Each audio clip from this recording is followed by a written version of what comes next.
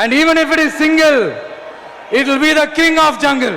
வலிமையை பார்க்கும்போதும் ஒரு புலியோடைய ஆண் புலியோட வெயிட்டுங்கிறது ஆண் சிங்கத்தை விட வெயிட்டு அதிகம். அதே ஒரு பெண் சிங்கத்தை விட பெண் புலியோடைய வெயிட்டு அதிகம். இந்த கிளாஸ்ன்னு சொல்லுவாங்க இல்லையா, புலியோடைய நகம், அது வந்து சிங்கத்தோடைய நகத்தை விட பெருசு புலிக்கு.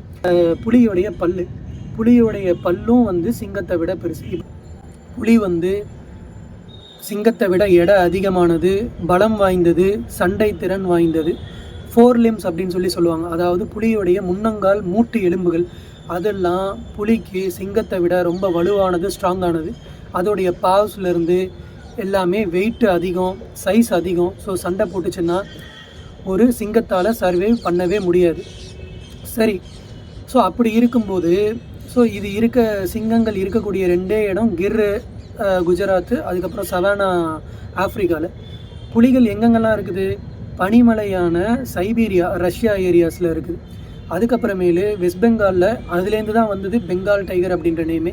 சுந்தர்பான் அப்படின்னு சொல்லி நம்ம அங்கேயும் வாழுது. அதுக்கப்புறமேலு இங்கே நம்ம மேற்கு தொடர்ச்சி மலையை வந்து ஆண்டுக்கிட்டு இருக்குது புலி.